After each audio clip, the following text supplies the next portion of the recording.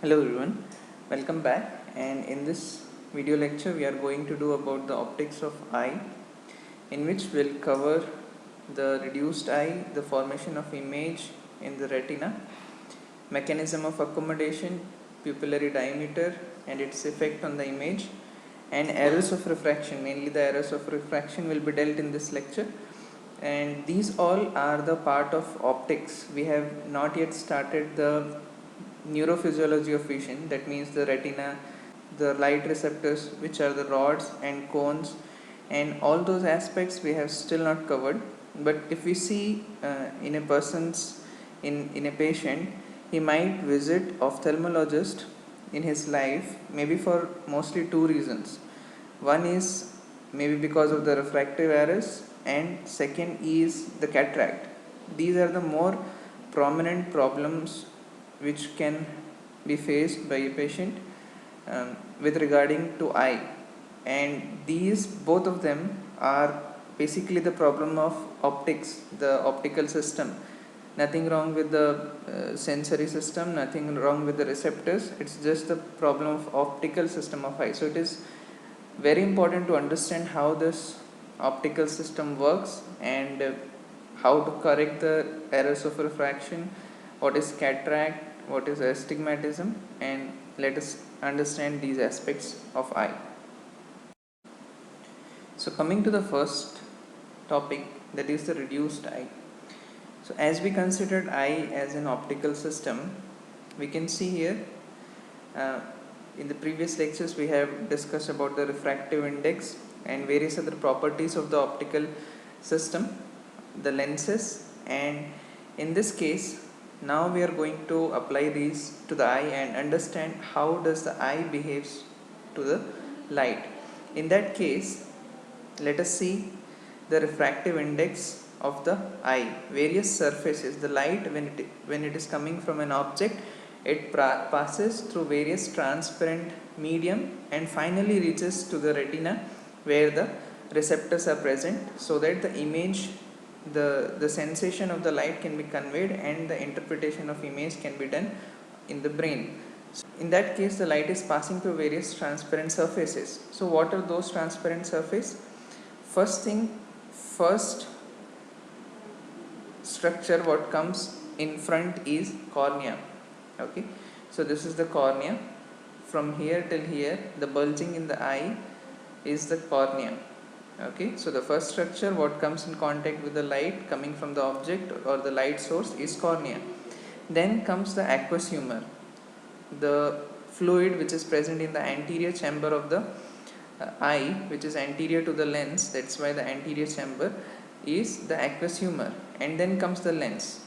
Then the light falls on the lens, and from the lens it goes to the posterior chamber, vitreous humor.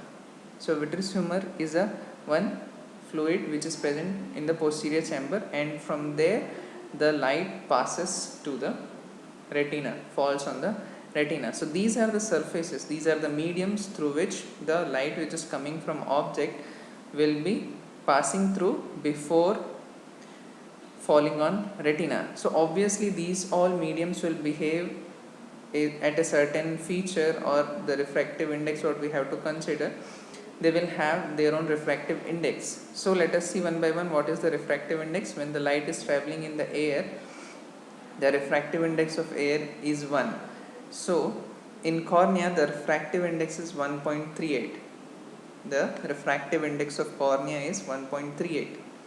Then the refractive index of aqueous humor is 1.33, as you can see here. The refractive index of lens is 1.40. The refractive index of vitreous humor is 1.34. So now coming to these, if you analyze this, the refractive index of lens is the one which is most. Okay, now what is reduced eye? When we talk about the topic, we started that we will discuss reduced eye. So what is reduced eye is, it is that these all, from the cornea to the vitreous humor, these all refractive system or the optical system is considered as one. Okay, so reduced eye means we do not consider them separately. These all refractive index, we do not consider them separately, we combine all the effects and we consider them as a single unit, and that is called as reduced eye. So when we say what is reduced eye, it is the combined refractive property of cornea, aqueous humor, lens and vitreous humor. That is the combined property of all those things, how they are going to behave with the light, is called the reduced eye. Not taking them separately but combining their effect to the light, that model of eye gives us the reduced eye. And when we see the reduced eye, the total refractive power of the reduced eye is 59 diopters, 59 to 60 diopters. And as we saw that the lens is the one which has the most refractive index, but it contributes only 1/3 of that refractive power. The lens contributes only 20 diopters to the total refractive power of the eye. The rest of the refractive power, that is 2/3 of the refractive power, is because of cornea. Now, why is this? As we have seen in the previous lecture, that the refraction which is going to occur depends on two factors. One is the refractive index, the change in the refractive index when the light is passing from one medium to the another medium, and second is the angle. Okay, so first thing, that the change in the refractive index is occurring maximum when the light is passing from air to cornea, as you can see 1 to 1.38, whereas when it is going through the lens, it is coming from 1.33 to 1.40. Much change is not occurring as compared to the change which is occurring from air when the light is passing from the air to cornea. So the contribution of the cornea is 2/3 for the total refractive power of the reduced eye, as compared to the contribution of lens, which is only 1/3. That means 20 diopters by the lens and rest 39 diopters by the cornea. So this is the model of reduced eye. Now when we look at the formation of image on retina, as you can see here, what is happening is the light will be coming from the distant source and it will be getting refracted by the optical system which is present, which we have discussed in the previous slide, that is the reduced eye, or the various surfaces, that is the cornea, aqueous humor, lens and the vitreous humor. And then because of that refraction, what will happen, it will come to focus in the retina, and thus a clear picture of the image or the clear picture of the object which is being seen will be formed. So the basic principle is the light which are coming from the distant object will be refracted and focused on the retina, and thus the image will be formed on the retina. Now the same thing we discussed in the previous lecture, the lens system. So if we see this lens system, consider it as a reduced eye, and this is the optical system of the eye, and that is how the light source from various points of a particular object will be falling and coming into focus at different points on the retina, thus making the image. So the image on the retina which is actually formed is similar to this lens, because eye also is behaving as a convex lens. So the image which is formed in the retina will also be inverted, that is upside down, and reversed laterally. That means the lateral right and left aspect will be reversed. So this is how the image will be formed on retina. Now coming to one more important aspect of the lens system of eye or the optical system of the eye is its power to accommodate. What does accommodation means? Accommodation means when the light source or when the object is at distance, the eye can focus it on the retina. But when the object comes near, as if we can see in this diagram, in this case, the light source is at far distance and it is getting focused in the retina. Let us say here is the retina, and when the object comes near, what is going to happen? The If the retina we consider it is here, what is going to happen? The image is not brought to focus and there will be a blurred image. So if the object is near, um, if the lens system is not adjustable, what will happen? The image will not be at focus, it will not be clear. So the best feature of our eye is it can accommodate for the amount of light or the distance of the object where it is present and bring it to focus to a certain degree in the retina. For that, what does it do? As you can see here, the shape of the lens is changing. The shape or the convexity of the lens is changing. If the convexity of the lens changes, what is going to happen? The object is going to be bent more vigorously and the image, the light which is coming from the object is going to be bent more vigorously and the light is going to fall on the focus in the retina. Okay, so what does helps this particular function? How does it happens? Basically, lens is a capsule and inside that capsule occurs a transparent proteinaceous substance. So when a person is young, there is high flexibility of this lens capsule, but as the age goes on, the person becomes above 40 years, the flexibility decreases and the flexibility almost disappears by 70 years of age. So by the virtue of flexibility of this lens capsule, it can attain various size, various shape.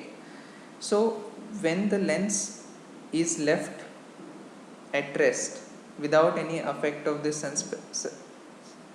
suspensory ligaments, what is going to happen is lens will be in spherical shape. It will be in a sphere. As you can see here, it is oval in shape. If it is left alone without any stretch or without any pull by these ligaments, it will become a spherical shape. Now, by the virtue of this suspensory ligaments which apply certain degree of pull to it, it becomes flatter and it becomes oval in shape. And this suspensory ligaments are also acted upon. As you can see in this diagram also, the suspensory ligaments are pulling the lens, and that is why it is having this shape, the oval shape. And these suspensory ligaments are acted upon also by the ciliary muscles.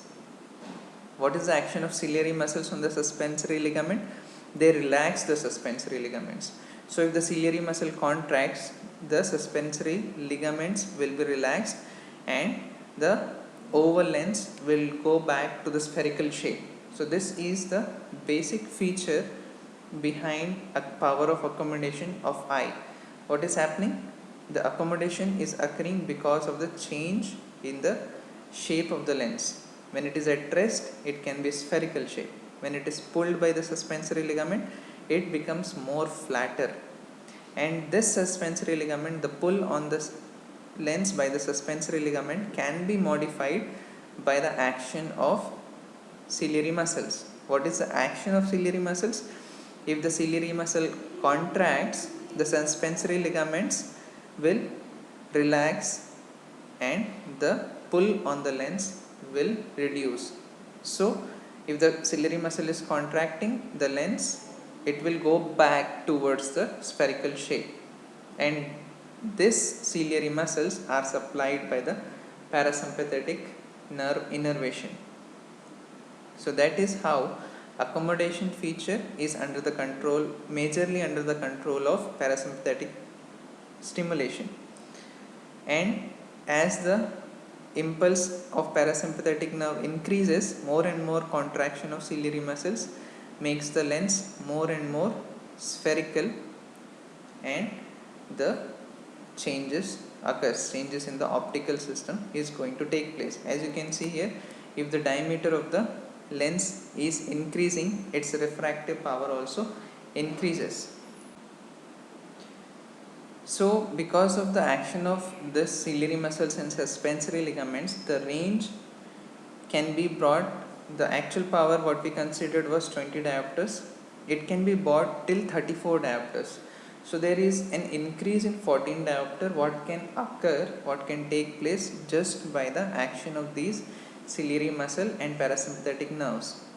So that is how the accommodation, the range from 20 to 34 diopter.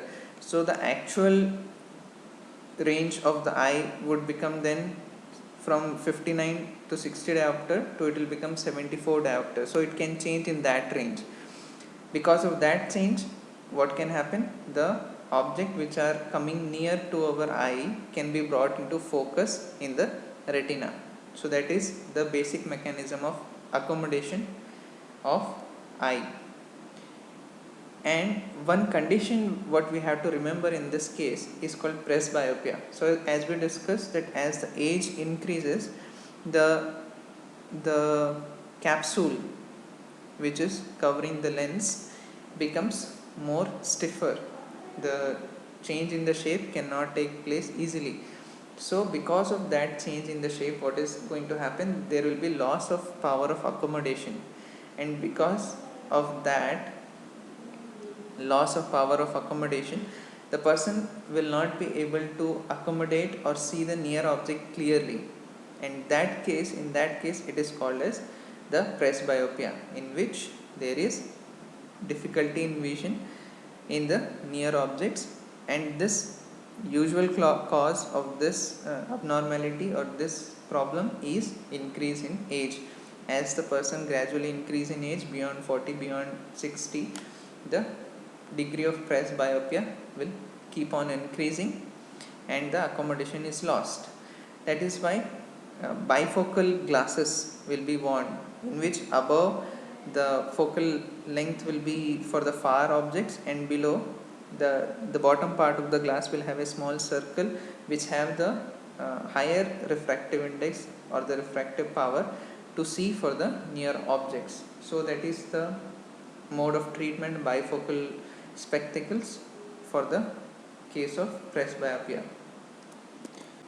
Now coming to the last topic before we deal with the refractive error, it is the pupillary diameter, and it is as such important to understand even the refractive error, because something related to the correction of refractive error is called pinhole test, and the basic mechanism of pinhole test will be understood when we understand the pupillary diameter.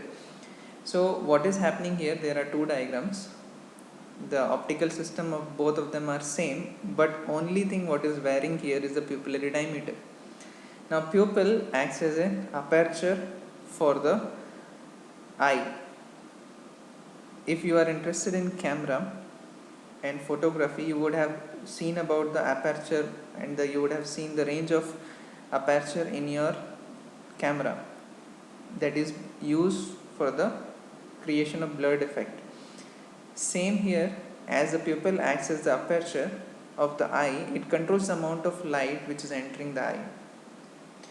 So if the aperture is small, because of the pupillary constriction, if the aperture is small, the light from the source, the point source, will be allowed only to pass through the center of the lens. And in that case, what will happen is, it will stay on focus, it will almost stay on the focus in a wide range of distance. As you can see here, not just at this point, but at a wide range of distance. It is the light is staying on focus. In which condition? When the pupillary diameter is very small.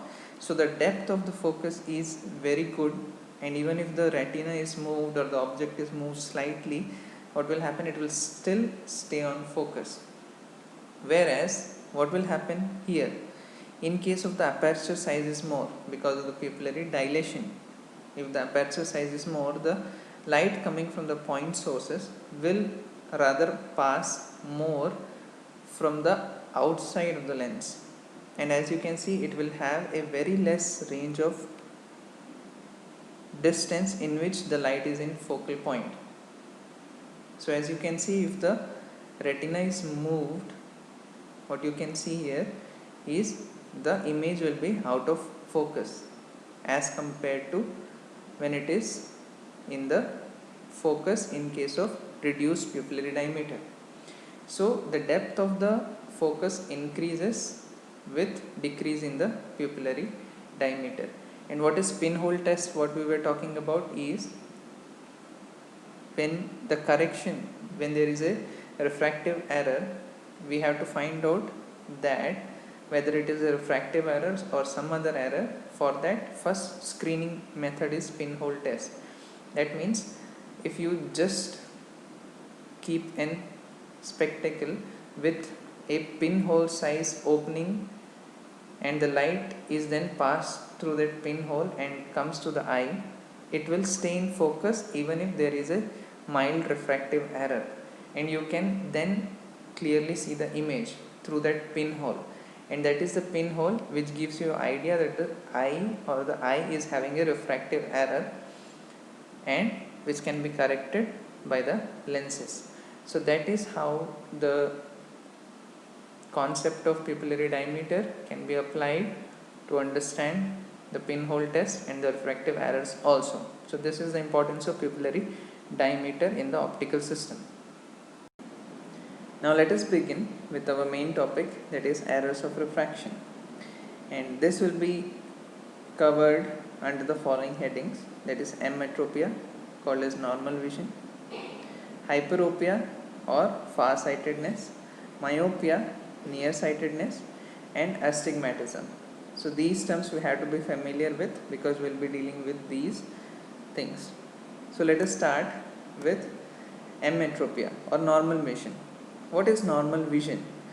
When the light source is at a distant place and the parallel rays of light are coming from the far source and it is falling on the eye, on the cornea, and the whole optical system of the eye, which is made up of our cornea, anterior chamber aqueous humor, lens, posterior chambers vitreous humor, and these all refract the light so that it comes in focus in retina, and this reduced eye then focuses it in retina without the help of any activity of ciliary muscles which controls accommodation. So in the case of normal vision, the parallel rays which are coming from the far distant point source, light source, after falling on the eye, the whole reduced eye, the optical system of the eye, are then converged to a point.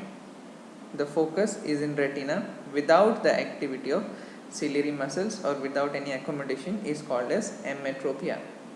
This would be different in case of the object when it is brought near.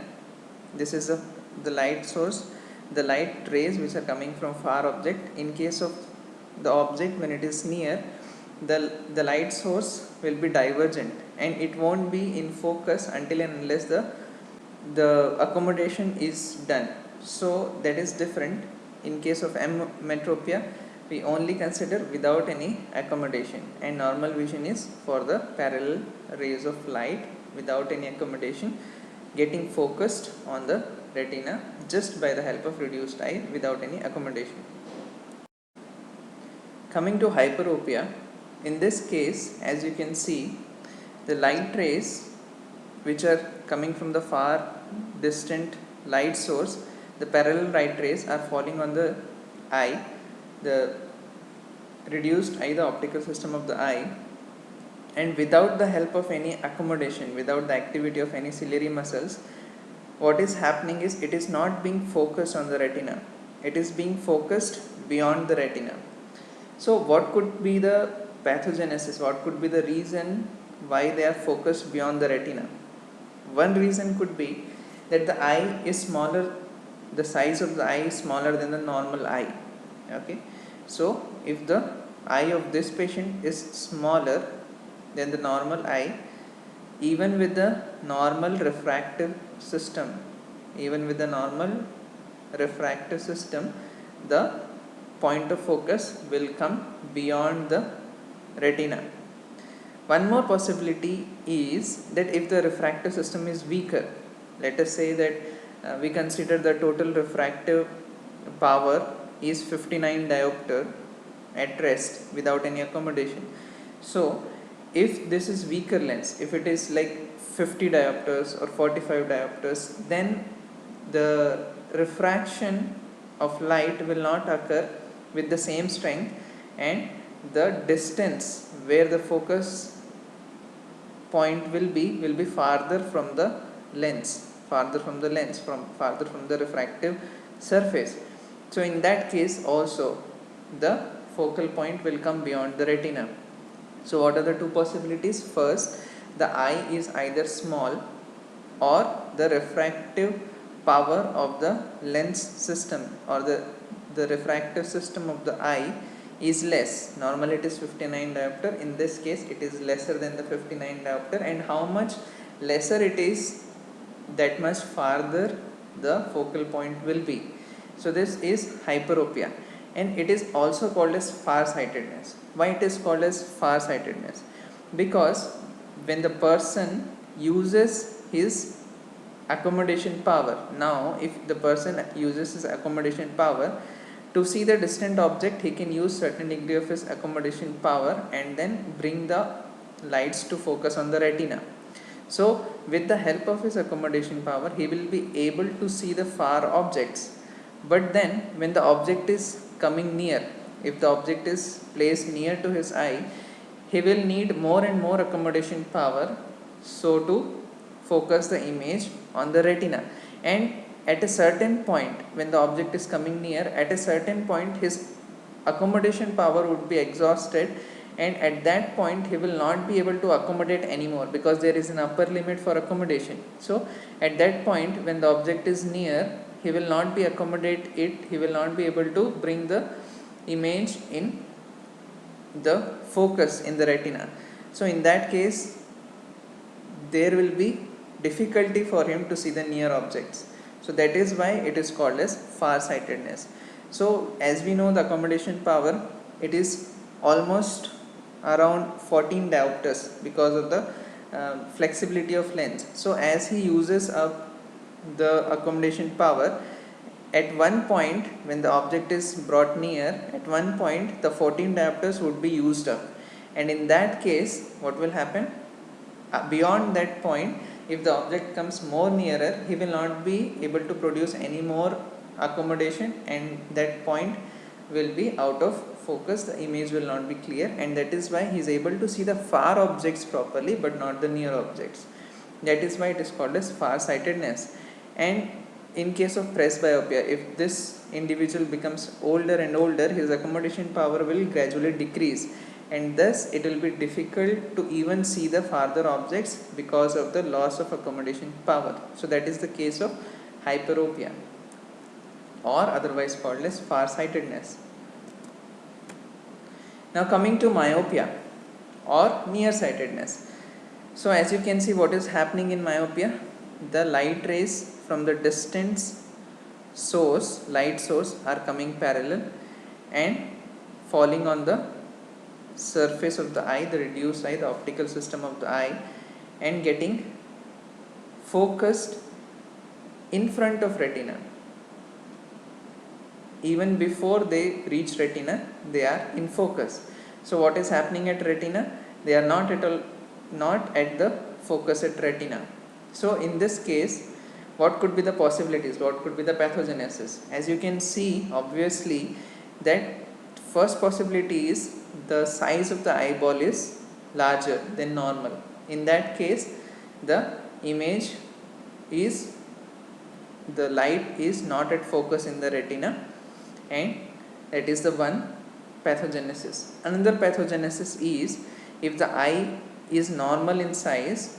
What is the another pathogenesis? What its other possibility is that the refractive system is more powerful. In case of hyperopia, it was less powerful. In case of myopia, it is more powerful.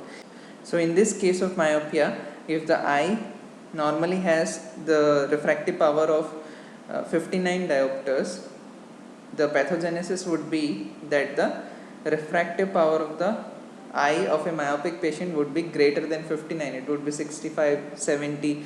In that case, the light rays will be focused in front of retina and the image will be not clear in retina. So this is the pathogenesis. Now what is the feature? What will be happening in this case? The person, in this case, the person, if he uses his accommodation power, he would be able to bring the focal point nearer to the lens. There is no means he can bring the focal point farther to the lens in this way. So even with the help of the accommodation power, he would not be able to see the far objects. But in that case, if he brings the object near, the light rays will be diverging at certain point. What will happen is the diverging light rays will come in focus in the retina. So in this case, what is happening? If the object is at near, the light rays are diverging and it is at certain point it will come into focus in the retina. So at that point he will be able to see the near object, and if he brings the object further near to the eye, he will be still able to see the object with the help of accommodation. That is why myopia is also called as short sightedness. Okay, so far things there is no means that accommodation, because accommodation, the lens is already completely relaxed, and if it becomes more spherical, it cannot become still flatter, but if it becomes more spherical because of the contraction of ciliary muscles, what is going to happen is the focal point will be coming near to the lens, not far to the lens. So in that case, far objects cannot be brought into the focus. However, when we bring the object near to the eye, at one point, because of the diverging light rays from the near object, that will come into the focus in retina, and that is how he will be able to see the near objects. That's why near sightedness, short sightedness. Okay, so that is the example of myopia. Now let us have a look at the correction. So this is the case of what? This is the case of myopia or short sightedness. And myopia is corrected by which type of lens? It is corrected by concave lens. And myopia is corrected by which type of lens? It is corrected by concave lens. As you can see, concave lens. And with the help of concave lens, the parallel light rays are then diverged, so that with the help of more powerful optical system of the eye, or if the size of the eyeball is larger, with the help of this concave lens, it can be brought into the focus in the retina rather than in front of retina. So this is the correction of myopia with the help of concave lenses. Whatever the power would be, the concave lenses are, the refractive power of the concave lens is told in minus 1 diopter, minus 2 diopters. So in that way, the minus will be minus diopters, minus 1 diopters, whatever the power is needed to correct the error would be kept as the corrective lens as a spectacle. In case of hyperopia, as you can see, hyperopia, what was happening? The light rays which were falling beyond the retina, so they are being converged here by the help of convex lenses. So they will converge by the help of convex lenses and then will be brought to focus in the retina, and this is how the hyperopia can be corrected with the help of convex lenses. And the diopters, the refractive power of convex lenses is expressed in plus diopter. So plus 1, plus 2, or whatever plus numbers, whatever correction is needed will be given to the person as in spectacle. So this is how the correction of myopia and hypermetropia is done. It is, first of all, it is very important to understand how the pathogenesis is occurring. For that you have to consider how, for the far object, first of all study in any case how the far object is behaving, the light rays from the far object, where it is falling, and then study when you bring the object near what is going to happen, and then study how to correct those abnormalities. So this is how you have to deal with the emmetropia, myopia and hyperopia. Now coming to the last refractive error, it is little bit different from what we have studied, is astigmatism. So astigmatism is different in the way that in previous cases, in case of myopia and hypermetropia, hyperopia or hypermetropia, what is happening is the curvature of the cornea is same on all the planes. The curvature of the cornea, we are not considering that there is any abnormality of the curvature of the cornea. In this case, if you consider this in the astigmatism, if you consider this as the cornea, what is going to happen is the abnormality is that the two planes, let us say A and C is one plane and B and D is another plane. The two planes have different curvature, and because of different curvature, the point where they are focusing is different. As you can see, A and C, they are focusing here, the focal point of A and C is here, and B and D, the focus point is here.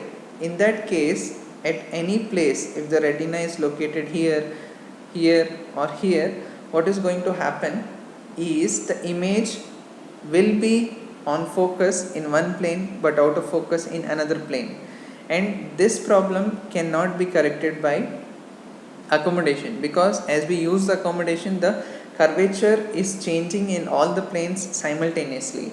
So astigmatism cannot be corrected by accommodation, and this should be corrected by cylindrical lenses correction at a certain planes. So let us understand first of all what is happening as a pathogenesis. What is happening?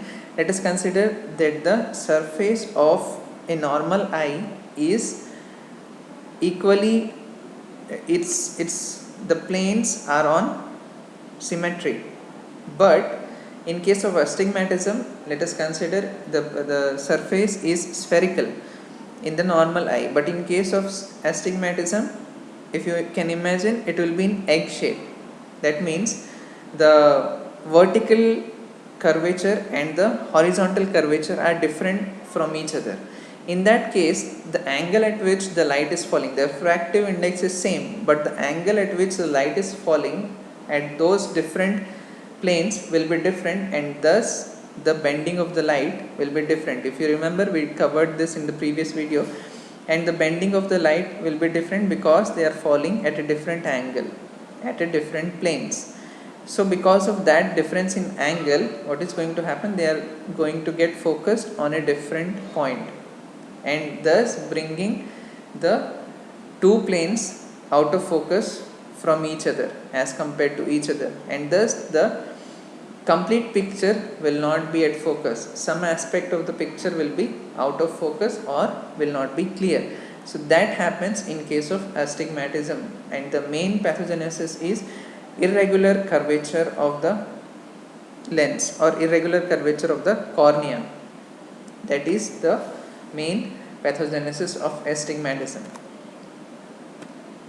Now correction of astigmatism is done, and first of all, how to diagnose, how to know which plane is affected is the person is asked to look at this, and the plane which is blurred, let us say if he is able to see all the other planes properly but this plane is blurred, in that case the abnormality lies in this plane, and one cylindrical lens has to be used in this plane only with appropriate power of refraction so that the correction can be made.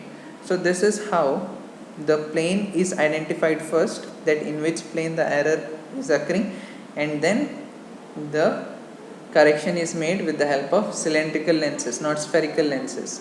If you remember the difference between spherical and cylindrical lenses, we covered that in the previous video. It should be corrected with the help of cylindrical lenses. Another important aspect of correction of astigmatism is it can be corrected with the help of contact lenses.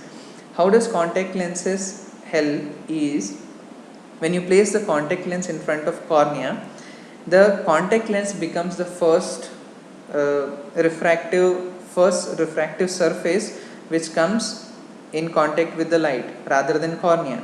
So it cancels out the irregularity of cornea, and if the curvature of the contact lens is appropriate, it cancels out the irregularity of cornea and makes the light falling on an equal angle in front of the eye, and thus correcting the astigmatism. So this is one way to correct the astigmatism. Another way, spectacles, and it would be difficult to correct the spectacles, correct astigmatism with the help of spectacles if there are the abnormality lies in the different planes. So that is how is the astigmatism. Last thing we need to consider here is cataract, which is also a problem of optical system, in which calcified spots or opaque spots appears in the lens, and that makes it difficult for the light to pass through it, and the vision will be diminished. In that case, in old age, what do is they surgically remove the lens and then place a plastic lens of appropriate power, and thus the cataract will be corrected or cataract will be treated. So that is also a problem of optical system of the eye. This finishes the optics of the eye, and the next video would be upon the nervous system, the neurophysiology of the eye, the retina, its neuronal connections, and then the interpretation. Thank you so much.